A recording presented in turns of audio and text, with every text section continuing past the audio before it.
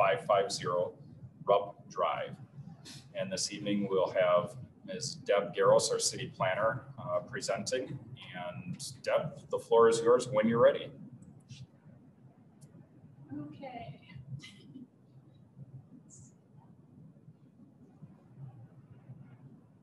I'd like to pull that up for you. Oh, okay, thanks. I don't want to cut anybody else off.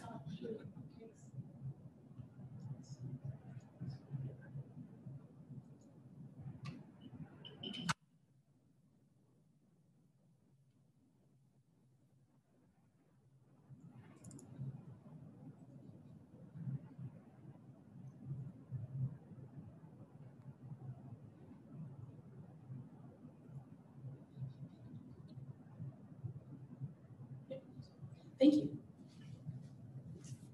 Thank you, commissioners. We do have the applicant here this evening virtually, Mr. Mark Thompson. He is with LHB Engineers and Architects, and he will be responding to the commission for any questions that you have, and if he has additional comments once we are through the public hearing. So this is a public hearing. There are two specific applications that are being requested. One is a conditional use permit and one is a variance. The subject site is the Minnesota Valley Transit Authority, or MVTA Transit Authority, their bus service area. And this is located on Rupp Drive. The building was constructed initially in 1977, I believe. And then in 1996, the applicant, MVTA, purchased the site, and it is fully developed, the property, and then also the neighborhood and everything is zoned industrial and very similar types of uses. This is the existing condition, if you will, with an aerial photography below, and we're looking at the conditional use permit amendment is to allow more than one building on the lot, and that is a bus wash building. And then the variance is to allow that second accessory building, the bus wash, to be located closer to the front yard than the existing building on site. The site received conditional use approval and for MVTA back in 1996. This is the approved site plan. At that point in time, they really just needed the conditional use permit for the outdoor storage of buses, and that is occurring on the top, which on this graphic is actually west. North would be to the right. And then in addition to that, at the time that they received their conditional use permit approval, the ordinance required more parking than what is required today. So they provided for proof of parking stalls in the northeast corner, which is currently green space. And that actually, due to changes in the ordinance over time, those additional spaces are no longer needed, and they have not been needed by the applicant in their operations of the building. This is the proposed site plan. Basically, they're looking at north again is to the right, in addition to the bus garage building. That is a little over almost 6,400 square feet, and that will be additional storage area. And then the bus garage is proposed on the top right, the bus wash building is a detached building, a little over 856 square feet. And there's just a small change that's occurring on the southwest part of the property, and this is really just a pad for some new electrical and mechanical equipment that is going to be installed. But the two additions, the addition and the new building, both are occurring on the north side of the lot.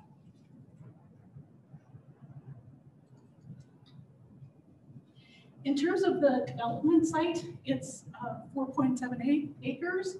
The existing impervious surface coverage is really increasing only 1%. There's not that much change because everything is very much hard surface already. So there's one green space planter area that will get a little bit smaller, and that accounts for the change in terms of impervious surface coverage. They do meet currently and will meet after the development, the landscape requirements, and then also the overall green space requirements. The required amount is 25%, and they will be at 30%. Green space within the parking lot, they exceed the 3% standard and have 5%. Building perimeter landscaping, they meet the ordinance or will meet the ordinance. And then as far as parking, as I indicated on the last slide, the existing parking, they have 79 stalls that are available on site. The required parking based on the ordinance today is between 70 to 74 stalls, and they're proposing to have 73 stalls. So they do meet the ordinance there. And as I indicated, the proof of parking, which is 41 stalls, is no longer needed. The grading plan for the site really is fairly limited to just the area around the new our bus wash. And they will be putting in a stormwater pond, which is something new, had not existed there before. So that will then bring the site into compliance with the city's ordinance. And then there is some limited grading also in the area of the proposed addition and just on the northeast side of the new addition. This is the utility plan. Really all existing utilities are at the site already. They just need to make connections at a couple locations, but city sewer, water, and storm sewer is available to the property. In terms of exterior elevations, they are proposing to match what is out there already on the existing building.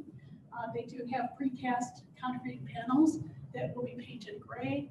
On the north side addition, at the top, they will be putting in horizontal metal lap siding, and that again matches what is there today. It also conforms to the ordinance. There will be orange stripe that is characteristic of their logo and MVTA, which will be provided on the addition and then also on the car wash.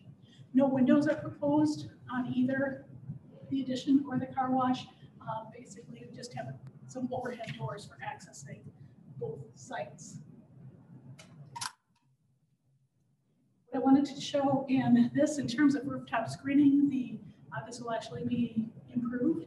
They are putting the rooftop units up that will screen the exterior of their new HVAC system. So that will improve the appearance from the street and from east and west and south sides of the building.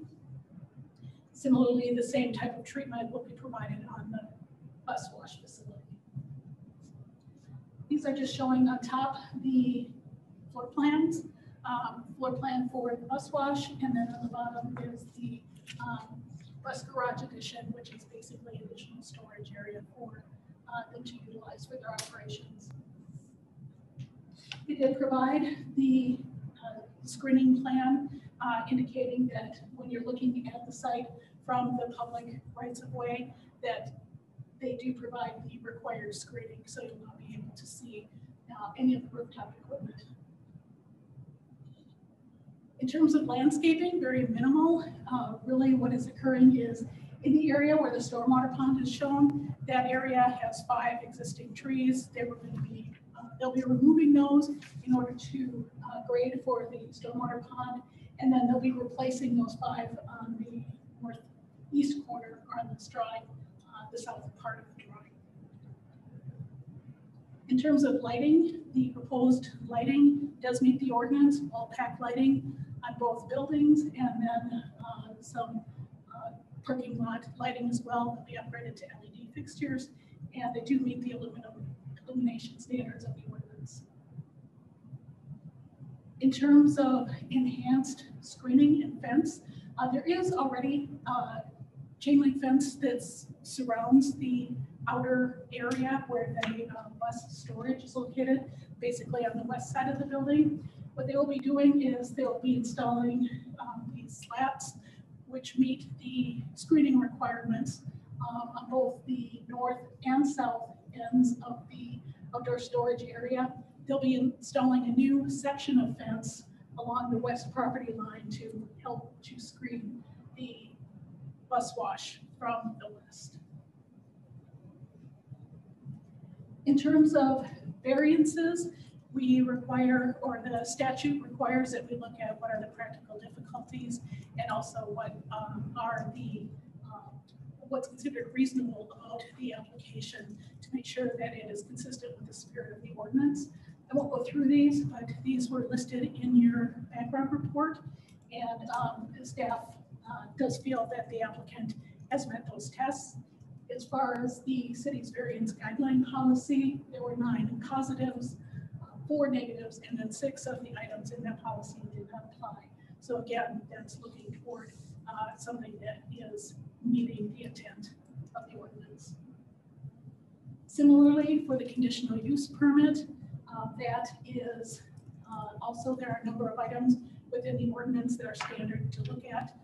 And again, we believe that the project meets the intent of all of those standards, and that the bus wash and the addition will not result in negative impacts to surrounding properties or the subject site itself. With that, the recommendation from staff is we are recommending approval of the project. And there are 7 specific conditions.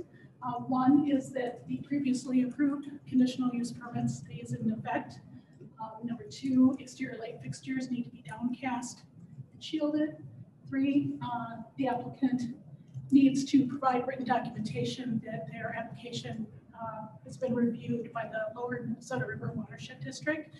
They are the responsible unit when it comes to the watershed organization, and the city does not yet have our local plan approved by the Watershed District. So they are also a secondary agency that does need to review all applications where there's any grading taking place. There are a few outstanding items from the city engineer's memo, which is attached to your application. They're very minor. Those items do still need to be addressed, and they're part of the application. And then prior to construction, the applicant will need to obtain a right-of-way permit to install utilities and some of the other infrastructure in on the north side of the property. The applicant will need a MVTA permit, and that is basically, again, something required of any project when you're looking at any type of earth moving, grading, filling, etc.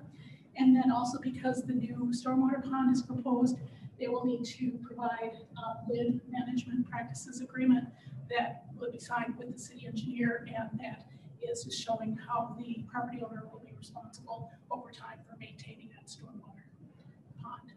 And with that, I can stand for questions. All right, Ms. Garros, thank you very much for that detailed presentation. Commissioners, any questions for Deb? Commissioner Awad. Thanks, that was a great presentation. It's kind of more of a housekeeping question. The previous CUP had proof of parking, and I'm wondering if that's no longer part of the, would be required. Should that be removed at this time when we're making other modifications to the CUP to remove that proof of parking requirement, or does it not make sense to do it now? We don't believe that that needs to be done. The proof of parking is talked about in the report, and then also we indicate that this conditional use permit amendment, basically based on the application, is going to be the conditional use permit. There are some other requirements like the outdoor bus parking that was previous. So to the extent that this application amends or changes, those conditions will be required as previous. So do not have to go back and actually take that proof of parking out. Okay, thank you. Yes, Commissioner Wallace.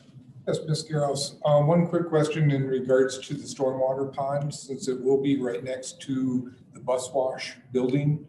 Has there been any type of steps or concerns about environmental impacts from potential runoff from the bus wash into the stormwater pond itself. I will let engineer address that. I think I will pass that over to Mr. Thompson, if he's a councilman, and I can address it to the meeting. Deb, why don't you introduce Mr. Thompson? They might have a better time hearing you. The applicant is being represented by Martin Thompson, and he is on video this evening. Martin? Yes. Open to you. Well, you covered it very thoroughly, so thank you. There's not a lot to add here. As you noted, we've been working with the Minnesota Valley Transit Authority at this, which is their current site in Burnsville. The basic plan here is to make it possible to bring more of their buses under within the building, both from a functional and a maintenance standpoint. That's preferable rather than having them parked on the site in the open. The bus wash is to replace eventually the existing, now almost 30-year-old bus wash that's inside the main building. And as you saw, as a fully self-contained building for that equipment. The changes, as it's been outlined, we're trying to keep them very minimal of what we're doing to the rest of the site. So that both to reserve it for further changes should they be needed down the road, but also just to minimize the impact on what's a well-maintained site with established landscaping and so on. It's a pretty straightforward program. So our biggest concern is making sure that things are placed and designed consistent with your requirements and are a complement to what's going on in this area otherwise. I'm happy to answer any questions. It was covered so thoroughly, I'm not sure what more to add otherwise. I think, Martin, if you would be able to address the stormwater pond. Sure. What that is anticipated to treat. The stormwater pond is specifically to address the drainage, not just clearly from all the hard surfaces draining in that direction, but we have a substantial amount of stormwater that drains across the site from the neighboring property just because of the way the grades work in this neighborhood. And this is an opportunity to handle that in a much better manner than just sheeting it further off into the storm sewer directly. Nothing from the buildings other than what drains off the roofs will end up in that new pond. Everything else internally is contained and handled through the sanitary waste. So Mr. Thompson, I think just to expand on the question that Commissioner Wallace asked, is the waste from the wash recycled and reused within the facility, or is that typically going through that, like you said, the public utilities?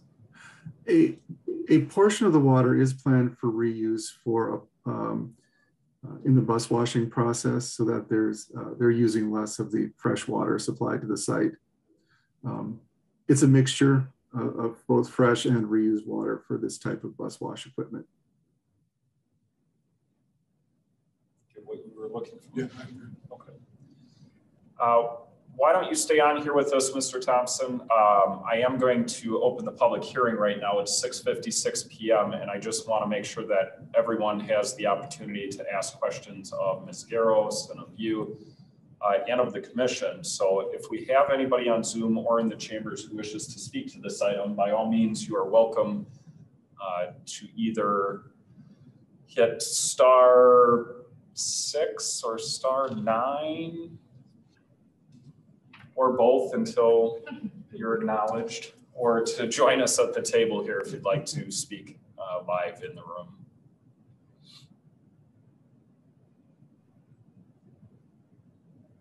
All right, so it doesn't look like we have anybody either Zoom or in person that would like to speak to this item. So I will close the public hearing at 6:57, and I'm going to ask the commission again if they have any additional questions, comments, concerns. All right. And Ms. Garros, any additional thoughts or things you'd like to share? No, as indicated, this is really a pretty straightforward application. There will be site improvements in terms of the stormwater and screening, so we view it positively, and it will enhance the ability for MVTA to continue to operate at their site. Staff is recommending approval. Great, thank you. Yeah, I think this, like you said, I mean, it's a pretty straightforward project. Being as close as it is to the river, I think it's good to have the additional considerations of the water and the waste that we're going to be seeing, but it's reassuring to hear that there's not much different that will happen than what is currently happening. So, commissioners. Commissioner one. If I'd be happy to make a motion if this is the right time. I'd be happy to hear that. Okay, so I move that we recommend to the City Council approval of the CUP allowing 2 buildings on the lot and approval of the variance to allow the bus wash to be located closer to the street than the principal MVTA bus garage at 11550 Rupp Drive, subject to the 7 conditions that were listed. Thank you, Commissioner Watt. And do we have a second? A second. There you go, Commissioner Braddock. All right. So we have a motion by Commissioner Watt, a second by Commissioner Braddock. All those in favor, please say aye. Aye. Opposed, say nay. And the motion carries. And Deb, will you help just with the date of when this will go to the City Council meeting then? Yes, the next City Council meeting will be December 7th. So this application will be reviewed by the City Council at that meeting. Again, their meeting does start at 5:30, so it's an hour earlier than the Planning Commission. All right, thanks, Deb. All right, with that, we will move on to agenda item number 4, which is the 2021 residential and business survey results. And Regina, are you presenting that? I'll bring it up. Actually, Amber Jacobson's going to. Oh, great. This off. She's our experience and engagement coordinator. Wonderful. All right, Amber, let's give it just a second.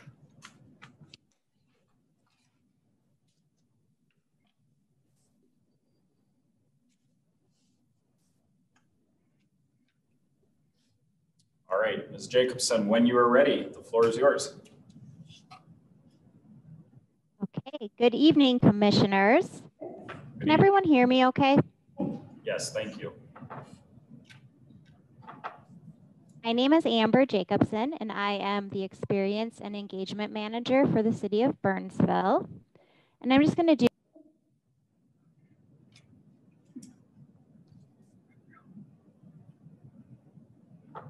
Amber, we lost your audio there. I don't know if you can hear me, but we are going to troubleshoot this really quick.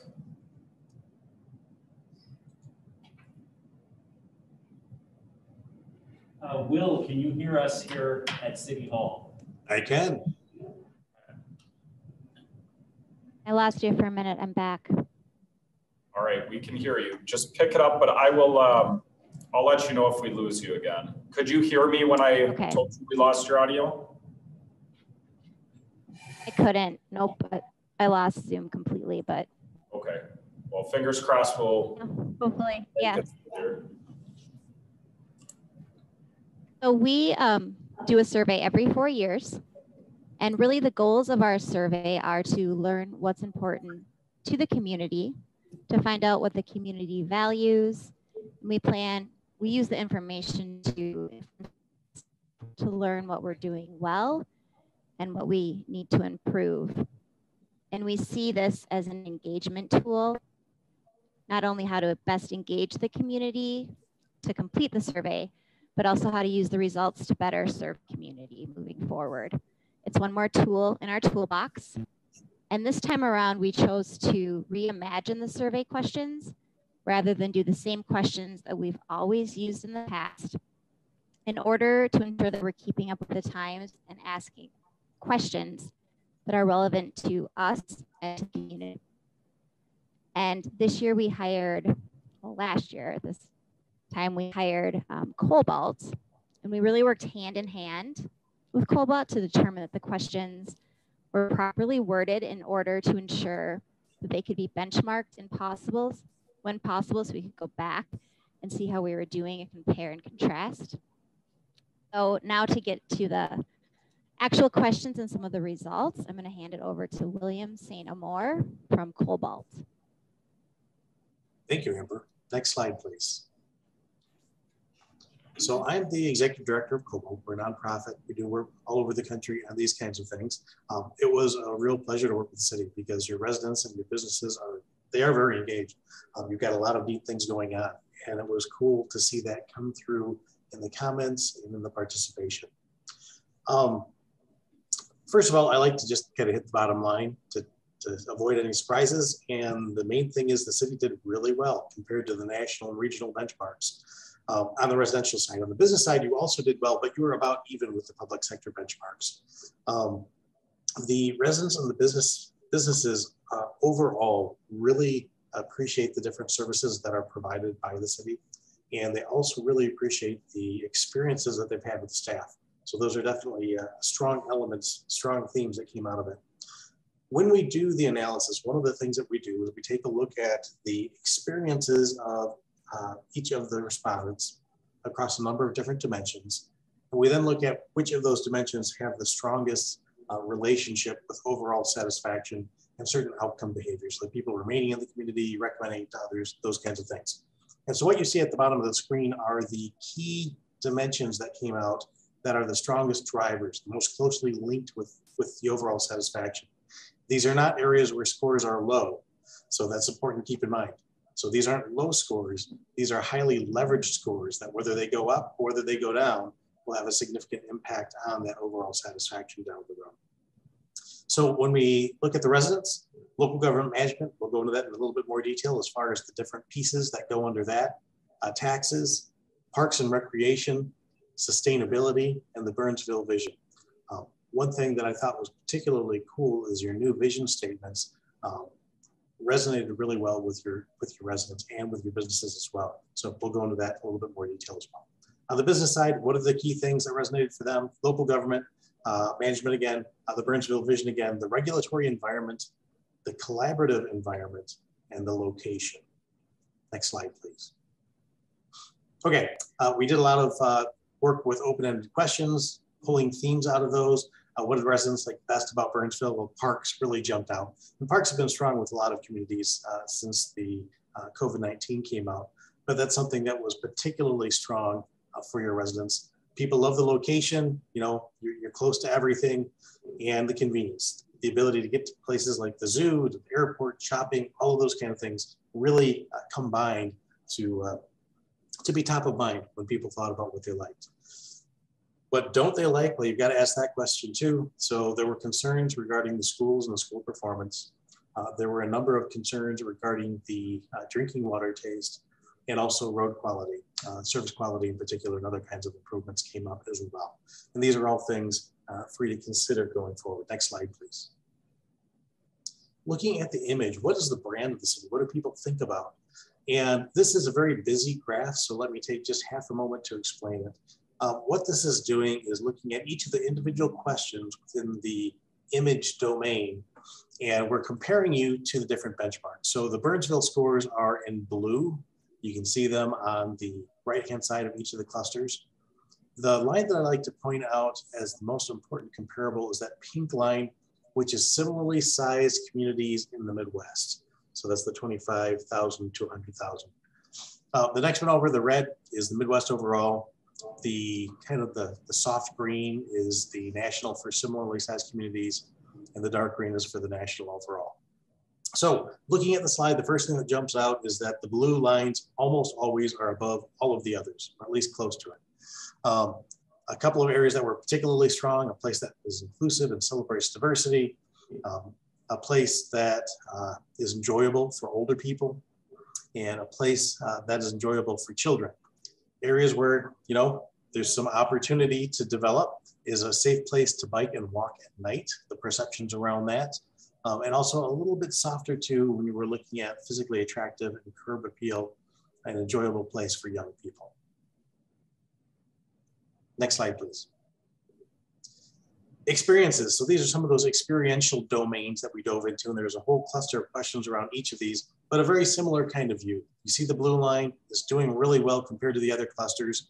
Very high performance when we're looking at fire department, when we're looking at law enforcement, when we're looking at parks and recreation. A little bit softer when we're looking at the overall public schools, but that was more than a little bit soft, but that is an opportunity. The overall transportation infrastructure and taxes, and you've got a few others that are kind of hovering there as far as events in the economy. And when we look at the events in particular, especially with things going on with COVID, we've seen events be quite a bit lower across our entire group of clients. Other things that tend to be low are people being interested in volunteering, some of those kind of things, which all make sense given the current situation. Next slide, please. So this graph just really takes a lot of the experiential domains in the survey and plots it out to give you a sense of which are the ones that are the strongest drivers, the most strongly related with overall satisfaction. So the way that you read this graph are the little circles that are the furthest to the right are the ones that are the most closely correlated with overall satisfaction. Things on the left are more weakly correlated. Things in the top two quadrants are the areas that have the relative highest performance, and the things below that relatively weaker performance. And I say relatively because if you look at the axis on this particular chart, your lowest scoring area is still in the 60s, which is really, really solid. The scale goes from 0 to 100, 100 being an absolute perfect score, which no one ever gets. That's one of the reasons that we do some of the benchmarking. So you can see the kind of context for it. But if you're reading the bubbles from right to left, what you'll see 42 is above that line, that horizontal line, and 42 is the overall city management. And things that are above that line, but still over on the right, those are things that tend to have a positive influence. They're pulling your overall satisfaction score up. 89, which is slightly above the line, this is your overall vision. Very strong resonance with the community, and that's fantastic, especially when you're first starting out. 29, the next one over, is the overall taxes. Again, right at the line, and I think it was the question dealing with the value they receive for taxes and the communication around how the money is spent. Those are areas to work on. Then you've got a couple of areas that are way up here over in the top quadrant. 71, which are your parks and recreation. They are real jewels of the community, and they are jewels in the minds of your residents. And then here, 78, which is overall sustainability, also resonating very strongly. Next slide, please. Well, actually, let's go back one. There's a question that always comes up that I'd like to answer. If you look way up here on the far left side, you see bubble number 1 floating around at the top, overall fire services. And people ask often, you know, I hear all the time in surveys that fire departments are the most important thing, one of the most important things that people identify. And that's true, but what this is measuring is something different.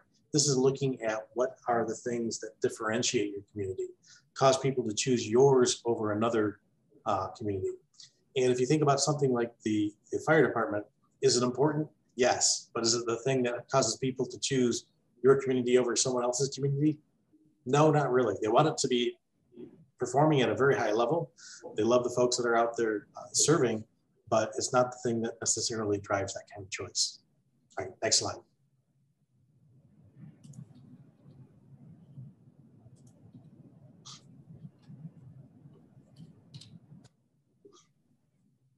All right, this is looking at the overall city management and the different dimensions of it. So the overall score is on the left, and then various elements of the experience that residents have are scrolling across on the right of that.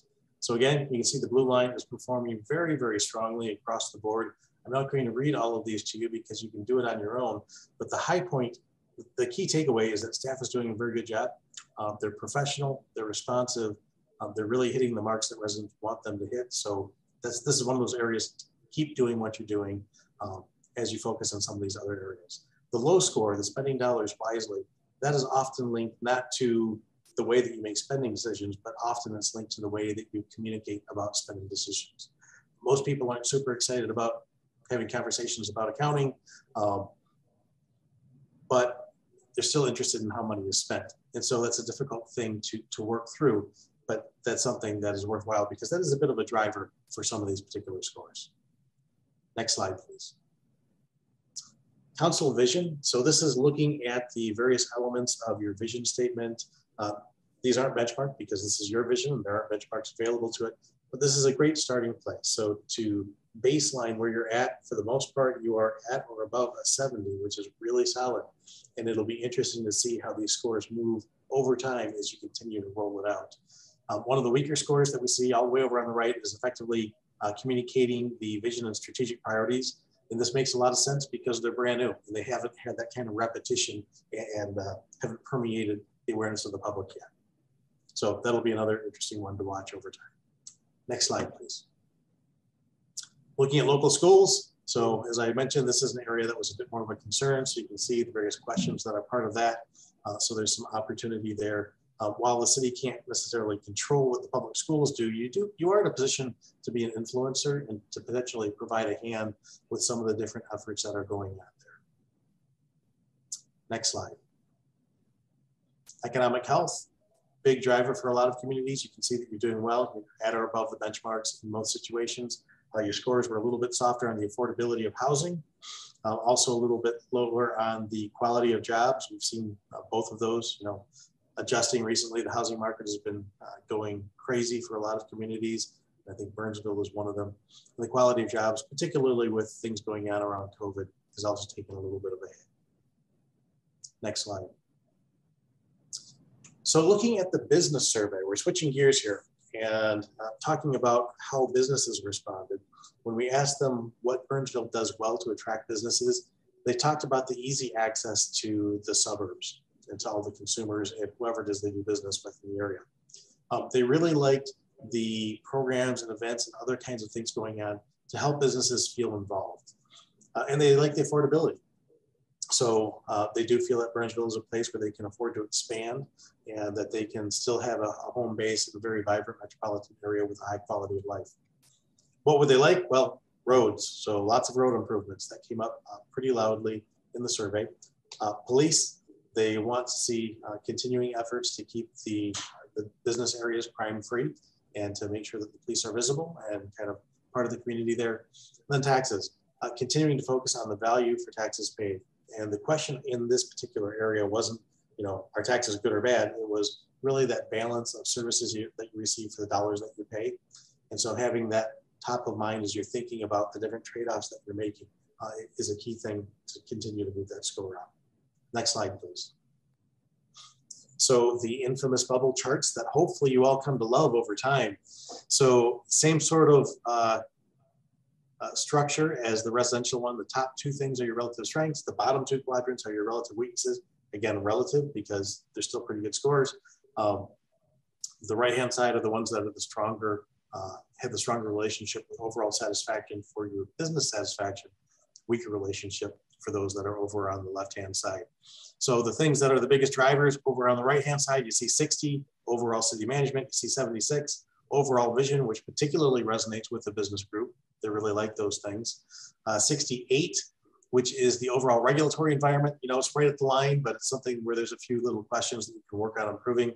And then 34, which is the overall collaborative environment. I think this is probably the area of the greatest opportunity for your work on with the businesses going forward, in addition to paving roads. Next slide. So when we look at city management, again, it's the same sort of dimensions that we looked at with the residential. We don't have as many benchmarks to this with the business cohort.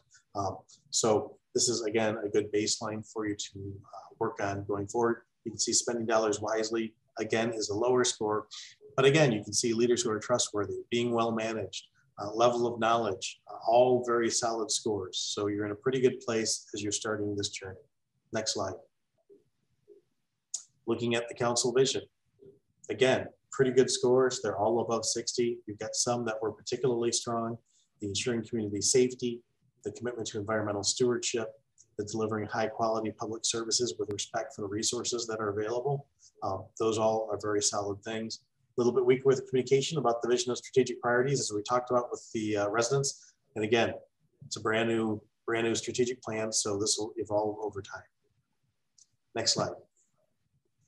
The collaborative environment, you can see these are quite a bit lower. So you've got a couple that are breaking the 60, the city's welcoming attitude toward businesses and involvement of Burnsville's Chamber of Commerce. But there are some opportunities. So we talked about Burnsville provided administrative and marketing support for businesses. That's an interesting area to dive into as far as potential collaboration that could be done. So from a marketing data standpoint, from a visibility standpoint, from an event standpoint, those are some of the things that you could think of in this particular area. Other things that we saw, opportunities to participate in city planning was also a little bit softer. And part of the survey, we asked folks if they would be interested in participating in planning. And so there's a list that the communications department has of those folks that would like to get more involved and can provide some greater insight. The involvement of the area K-12 public school systems. Next slide, please. Looking at the regulatory environment. So pretty strong scores when we're looking at the ease of the process to comply with required inspections, permits, and licenses. A little bit softer when you're looking at the value of services they receive, the local taxes that you pay. Again, that's often a communications kind of thing for the city overall, for all staff to think about. Clarity of regulations, the cost of doing business in Burnsville. Those are all things just to be mindful of going forward. Next slide, please. Economic health. You can see the cost of living is a weaker area that kind of jumps right out. Again, I think that's tied in with the housing costs in particular, but there's probably some other pressures going on right now around fuel, and heating oil, and those kind of things. Stability of property values, very solid. Availability of jobs, pretty good according to the businesses. Next slide. One of the things that we provide is a lot of detail. What we've walked through are really just some highlights of some of the results. And there is just an absolute ocean of data available that you can dive into for those of you who'd like to dive into it. One of them are these crosstabs. This is a tiny piece of it. And essentially what we do is we take every survey and every question in the survey, and it has its own column. So it's the vertical column. And then we have the various demographic cohorts, and those are each their own row. So you can see here, we're just looking at length of residency and whether people own or rent, but there's a whole list of things that are covered under that to make sure that all of the individual voices are heard and that they're not washed out in the overall responses, because a small group, even if you weight it to be balanced with the overall population, their voice is still lost. And so this gives you the opportunity to make sure that you're including all of these ideas that people have and what their experiences are. So what you can do with this is you can just look at the color coding. Higher scores are in blue, lower scores are in more of the pinkish color. And at the 50,000 foot level, when you back away from the entire sheet, you can see where are you doing relatively well, where are you doing less well. And then when you're dropping down the column, what you'll see is either pretty consistent shading, which means regardless of demographic cohort, people are having a pretty similar experience, or you're going to see some check ranks, some mixes of the red and the blue and some white, which is kind of the in-between color. And that tells you, there are some differences. And this helps you as you're out in the community talking to people. If it's a person that rates something particularly high or particularly low, they come from one of those cohorts.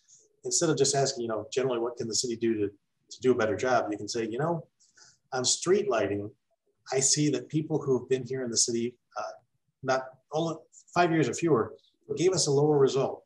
What's your experience with street lighting and what can we do better? It allows you to have a much more precise kind of conversation that ends up being much more actionable. So this is a really useful tool, even though, when you open it up, the little tiny cells will make you go cross-eyed. Next slide, please. So as you step into addressing some of the opportunities, the challenges that are in the survey, what you'll find is there are two kinds of gaps. You've got performance gaps and you've got perception gaps. If you have a perception gap, that's generally closed by communication, by education, by outreach, by those kind of things, because the actual situation is different than what people perceive. Often you run into this with people who have been in the community for a long time. They may have remembered something that happened years ago that's really no longer applicable to how the city does business today. So it's the educational kind of piece of it. A performance issue is when you genuinely, there's something that you can do better. And so that's a matter of resources or processes or resources that you put into something to make the change. But once you make the change, once you improve the performance or that particular experience, you still have a gap. It just becomes the perception gap. So then you need to let folks know that, their feedback was heard, that you took action on it, and now things are at a different level. And so that's how you make sure that people feel like the information that they're sharing in surveys like this and the conversations that you're having are actually getting traction and making a difference. Next slide. This is the last one. And this is just talking about how to help the information be put to work. So the first step you've done is the measurement process. You created a baseline, something that you can measure off of in the future. You understand what the drivers are, what are the things that are the most closely related to overall satisfaction, so you can prioritize more effectively. You understand the demographic differences if there's particular groups that you need to talk to in more detail. Next up is brainstorming. Look at the handful of questions that you want to improve the performance on for the next time around, and have a small group of people, a couple of flip charts, and just start listing out why did people respond the way they did. And then number two, what can we do better? Just as many ideas as you can. Then you go to step three, which is the validation. This is where you're expanding the conversation, maybe with work groups in the community, focus groups, pulling in line staff. You're pulling out those two flip charts that you came up with, and you're building on them. Okay, here's what we want to change. Here's why we think people answered the way they did. Here's some ideas. What's missing? Having that conversation, filling it out. And then once you have this long list, identifying, what are the 2 or 3 things that we could do going forward that would have the biggest impact, that would make the most difference to you.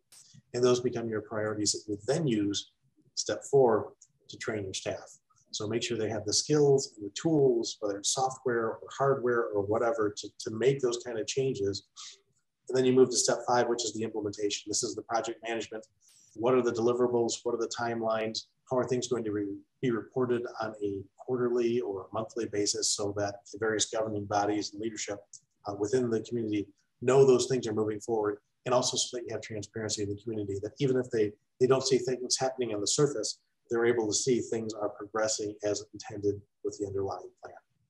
And then at some point, you come back and remeasure, see if you've made progress on the things you wanted to make progress on, and to see if things have shifted as far as the prioritization and what's driving satisfaction the most, because that will evolve based on the political, the economic, the social landscape in the city. Okay, that was a lot. Questions? Thank you. This just a moment to collect ourselves. I think what I'll do is, this is not a formal public hearing, but I will invite anybody who's either on the Zoom call or in person with us to participate in our questions or conversations with commissioners. Anybody have questions? I want to give you the option before I jump in.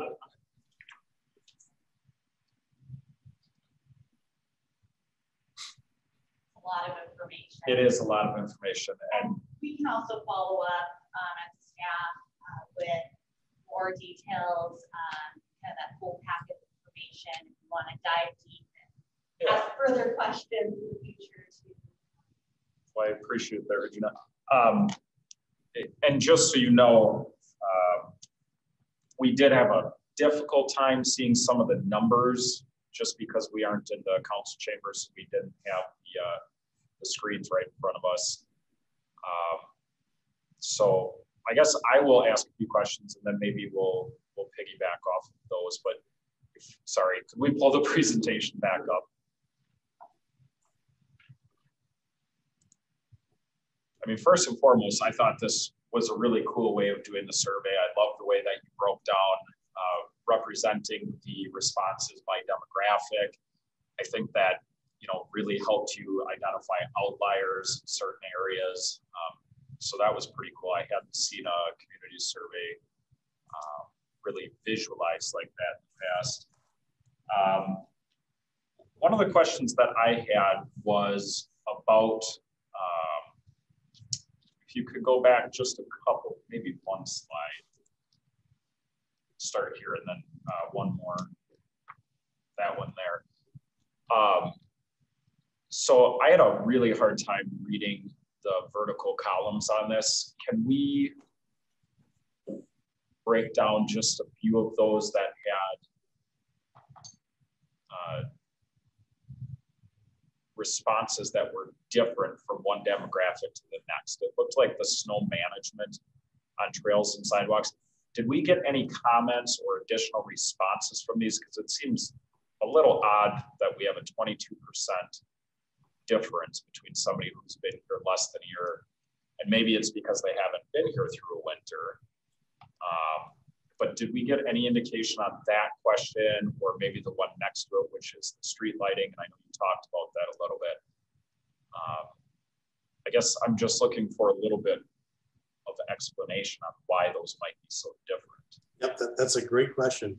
And if you look at the 1 year or less, you see the little asterisk. That means that there were fewer than 30 responses in that particular category. What that means is that you're going to have more volatility because there were only a few responses. So you can have the outliers having a disproportionate effect on where that mean score ends up. So that is likely what's going on in those particular, for those particular cells with the 62 and the 69. So really, when you have fewer than 30, really thinking of those as qualitative information, comment kind of things that you would use for consideration. But when you're looking at comparisons to some of the other groups that don't have the star, that means that we did have a much stronger kind of response in those particular cohorts. You know, those are the ones that I would pay more attention to. To your other question, as far as the comments, one of the things that we did is we have all of the comments available in Excel. And so if anyone wants to dive into those comments, we have a filter at the top. So you can type the little filter button, open it under screen, you can type in a keyword. So if you wanted to look at street lights, for example, for the comments, then it'll just filter out and just bring you out all of the comments around street lights to help you have a little bit more perspective on why people responded the way they did. Great, thanks for that clarification. You're welcome. You can take the, you can take the presentation out so we can see everyone now, but I just had two other questions. And one of them was about the vision and the people's responses to that. I noticed that in the question itself, we provided some of the language from the vision, and we provided some of the language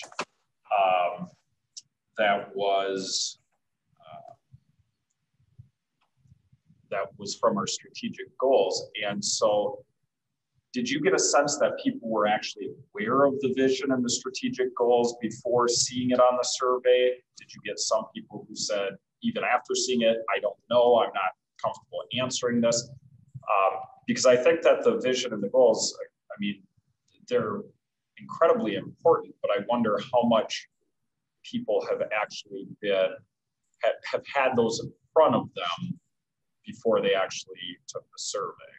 Sure, I think our best read is the last question that we had in that particular section, which is rating that the community's been effectively communicating the vision and strategic priorities, which was a softer scoring. I think it reflects exactly what you're talking about.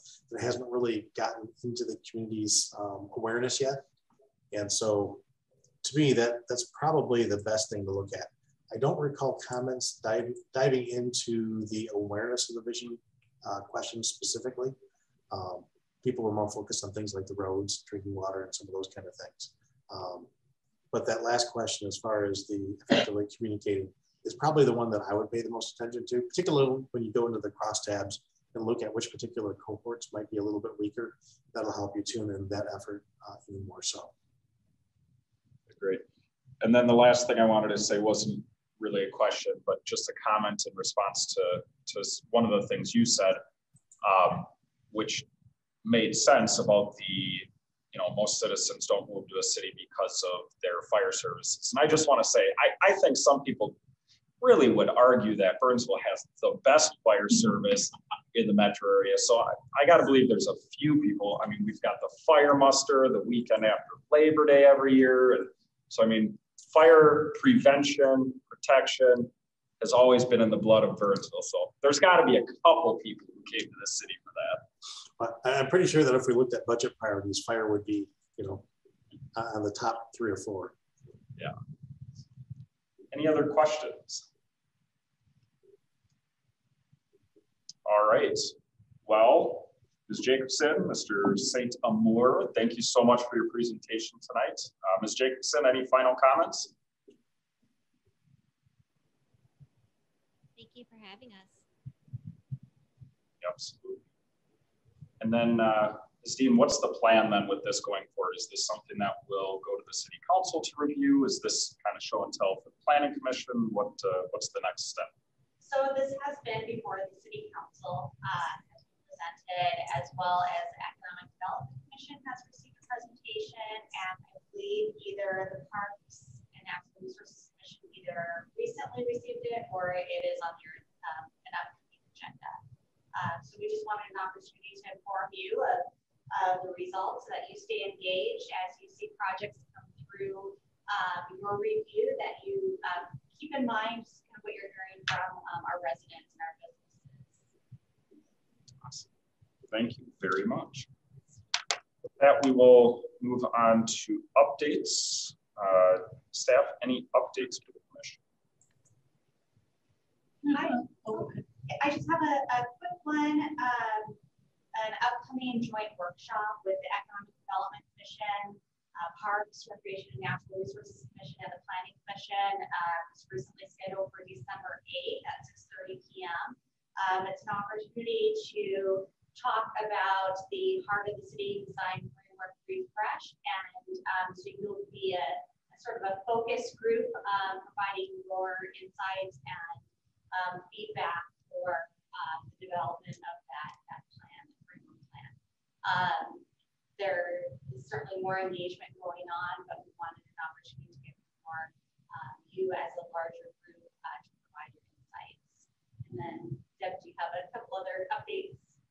Couple quick ones. We have one more meeting this year for Planning Commission. So, yay, way to go, guys and ladies. You've done a lot of work this year, but that meeting will be on the 13th of December. Right now, we've got 4 items. One of them is the Planning Commission work plan for next year. So we've got 3 applications and then the work plan items. So we'll be looking forward to meeting with you to go over those. So if you have ideas, thinking about them, bring them that night, and we'll go from there. There is also on Friday, December 17th, an all-day Urban Land Institute workshop that our commissions, council, and city staff have been invited to. So I believe all of you have submitted your RSVPs, but if you haven't, please send us along. Yeah. Thank you. Thanks to Kevin for making those phone calls and sending extra emails. Some of us need that. All right, so we will move on to item number 6, which is our quarterly check-in with our city council liaison, Kara Schultz. We're excited to have Kara here to provide some communication about what the city council's plans are moving forward, especially with the code review that's happening, and then anything else coming up in the next year. And then we can hopefully gauge how we're looking at things with council's direction too. So I don't know the best way to go about doing this, but maybe I'll just let you talk for a little bit and maybe we can ask some questions, have an open dialogue. That works. So City Council is looking at a couple different things. One of them is, of course, the heart of the city, and there's a couple different stages to that. So it's not just, when we're looking at it, it's heart of the city 1, heart of the city 2, like that kind of thing. So we're looking at what does that continue to look like? What about the special district that then is adjoining it? How do those interplay? And we're also going to be taking up, do we expand the special district in heart of the city, which is a special assessment for the amenities that are offered in heart of the city, and how do we price those for a tax, right? We have put an artificial cap on it right now because we're overdue on taking it up. We're probably about a year behind of where we wanted to be in looking at this. So we put an artificial cap on it just to hold it until we could take a deeper look at it. which probably means you all will be taking a deeper look at it as well. So we're looking at, is it reasonable for a person to have a special assessment on their business that is more than their property tax? Because we do have some instances of that. So we're just going to take a deeper look at that. So that is one issue that is going to be coming up that we want to dive into. Yes, we have the code review task force. We also have, our citizens commission task force, and those are working in conjunction with one another, but in separate areas. We're excited to see what both groups are coming back with on how we can really modernize and streamline and just take a serious look at all of that, because the decisions that we're all going to be making together will be affecting our city for the next 30 years or longer. And it can be questions that come up, such as, do particular areas of our city need to be zoned? Is zoning, like, are we seeing too many requests for variances and different things like that coming up, and we're wanting to really expand the possible uses in that area? In small areas, does it make sense any longer? And that I don't know. That's one of the things we have to take a look at, because people are living differently now. Residential isn't just residential anymore. People are living in very industrial areas and want to live in an industrial area. They're not looking at taking it over and no longer having it be industrial. They like living in that type of area. So looking at those trends and trying to be a little more ahead of them rather than reactive towards them. So we do have some pretty exciting things coming up. I know you guys are plugging away as well on these. But that would be one of the I guess that would be one of the main considerations, which is, how do people want to live, work, and interact with our city in the next 30 years? And how do we not be in the way of that if it's going in a positive direction, right? And so that is terrifying and exciting. But I will open it up to questions from you. What can I assist you with? What are you wondering and saying, I think council's insane. What were they thinking? Just ask me. And well, I mean, there's times we think each of you might be, but we love you all nonetheless. No, this group has looked at R1, R2, R3A, R3B. Right. Guessing there's other R's in there, but and our review of the codes is pretty limited to zoning, planning type of functions. And so it's really detailed, it's really technical, it's really different than some of the fun things that the task force is looking at. Although I think all of us think this is fun. So I guess with zoning and planning, it's a challenge, because you don't know what those future trends are going to be. You can't rely on past trends, and we're in a community that has zero green space available for building, development, housing. And so we are constantly needing to reinvent ourselves if we want to bring in more citizens, if we want to expand our population, if we want to attract that. And the market has a lot to do with it as well. But I mean, it's fun, but it's really unique, because you look at areas like Lakeville and even Apple Valley, all of I grew up in Apple Valley, and I thought that was fully developed. And you drive by their new Target and see how much farm field and sand mining that's opening up for development. We just don't have that. So it's, there's no question here. It's just, it's fun and it's a challenge. And hopefully we're providing the council what you need for making your decisions. Questions? Well, and you never know, depending on what Minnesota pollution and also legislature do. Yeah. We have a shot at a marina. Yep. It would be the only marina in the Twin Cities on that river in that area of development. And that would be an incredible game changer for our community. So even though it is zoning and that type of thing, keep that in mind as well. Keep in mind the possibilities that we could be seeing in the future, that we're prepared for them if they happen, because that's something that wouldn't be 30 years from now. That would actually be fairly quick. So, yeah, I mean, that would be a heck of a thing. So in looking at that, if something like that were to happen, how does that affect the other parts of the city? How does the other parts of the city, how would they then interact?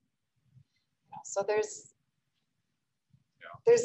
a definite level of complexity to it. Yeah.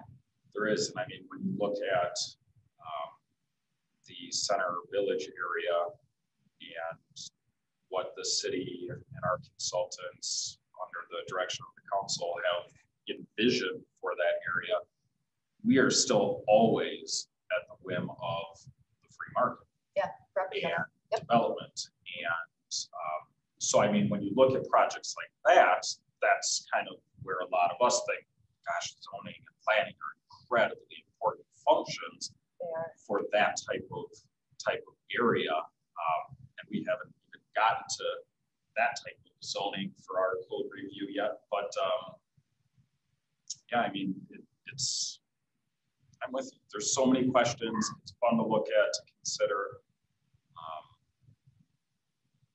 I think that when we're looking at the code reviews, at least when I'm thinking about them, it's kind of like, can we throw things out that we don't necessarily use, that maybe are a burden to people? And I really like that the council has kind of tasked the task force and us with looking at it from that lens. And then we kind of come back to, all right, but what of this is necessary and where's that line? Exactly. That's the difficult balance that we're trying to strike. So, you know, it's like when you're writing something, right? You go a little crazy on that first draft and then you edit, right? So we are looking for you to, you know, go a little crazy on that first draft so that we can come together and edit together. You know, because if you limit yourself on that first draft, you can have the best editor in the world. You're just not going to come up with a quality piece. So, staff, do you have any questions?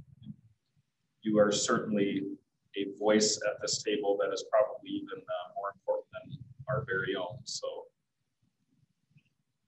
well, that last statement's not true. They're very important to me. We're legally important. You're very important, I guess. We really value the insight that you bring, and from your personal experience, your professional experience, and all the time that you give as volunteers. It's just, we're truly thankful for that. Before the council at their last work session was the R1 and multifamily sections of the code. I can tell you Kira was engaged and did her homework and provided some really great questions for us to consider and really bring back to you for further thought. We do expect in January that will be an ordinance this format, and you'll have the opportunity, the public will have the opportunity, as they always do, for public hearings to provide input, and then it'll be on to council for their final review and hopefully adoption. So we're getting into a nice cycle. Next on your agenda, as far as the code goes, will be business and industrial sections, and then we'll cycle through those other chapters as well. But we're starting to get into a nice groove, and thank you. It's a lot, along with all of your other meetings that you have with development review and projects as well. So, thank you. Thank you. That is something that we infrequently have, these quarterly connections, but that's something that's become a theme, is we always thank staff and all of the hard work that they do. And I want to, share that sentiment. I mean, you guys, I do look at other cities in this area. My folks are in Rosemont. I grew up in Apple Valley. I've lived in Egan. So, I mean, there's a lot that I compare to other areas, and the communication that our planning staff has with our council, with our commission, with the public, I think is by far the best south of the river. And I just want to thank all of you for what you do. We don't get to see, the people that, are behind the scenes all of the time. I mean, it was great to meet Ms. Jacobson tonight. And I would encourage you, bring some more of them along. I'd love to meet some more of your staff. But yes, great job. It's taken a lot of collaboration. We don't work alone, that's for sure. So any other thoughts, questions? I don't think so, but if you guys ever have questions, or if you have something coming up where you just want input, or you want to say, what the heck are you people doing? Just let me know, because that's part of my role. So I can assist with that, because you guys do have a very difficult task, which makes our task a lot easier, and it allows us to focus on a slightly different area of what you're doing. If you weren't doing that, we would be hopelessly bogged down. So it is incredibly appreciated what you do.